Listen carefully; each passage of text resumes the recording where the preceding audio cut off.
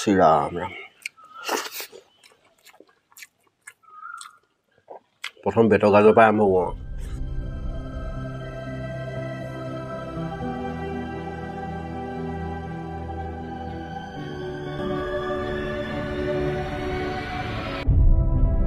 আজি ধুনীয়াকৈ চজিনা কাটি লৈছোঁ।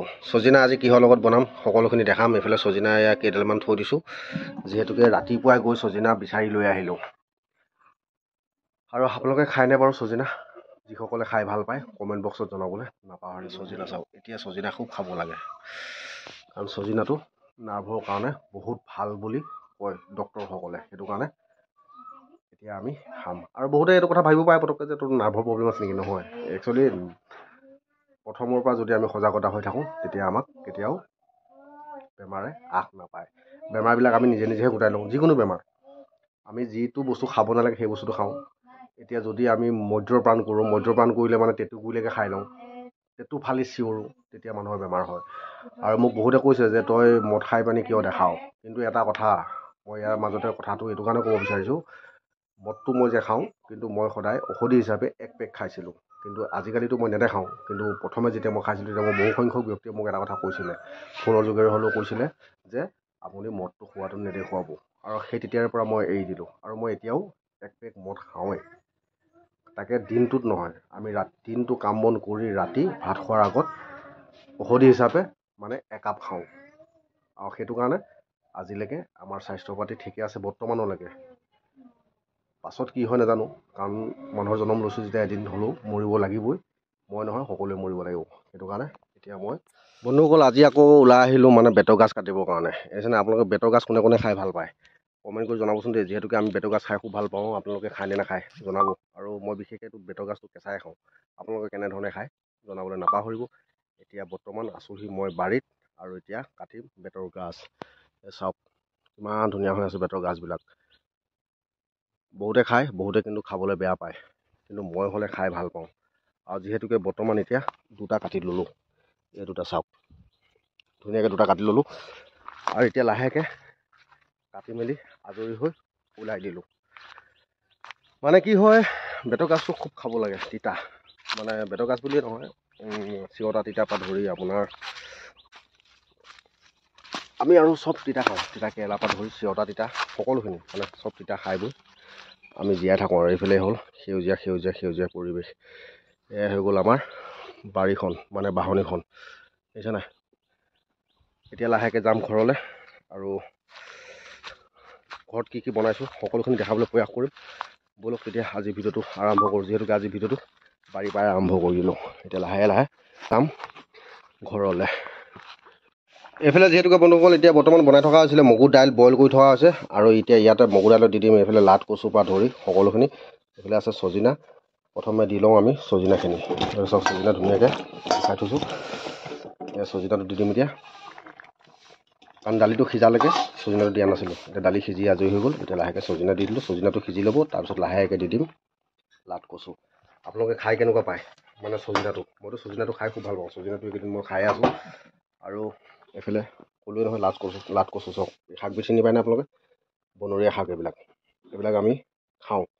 এতিয়া ইয়াতে থৈ দিছোঁ। লাহেকৈ চজিনা সিজাৰ পিছতে দি দিম আৰু দাইলত, তাৰপৰা লাহেকৈ তেল মাৰি দিম, মজা লাগিব খাই।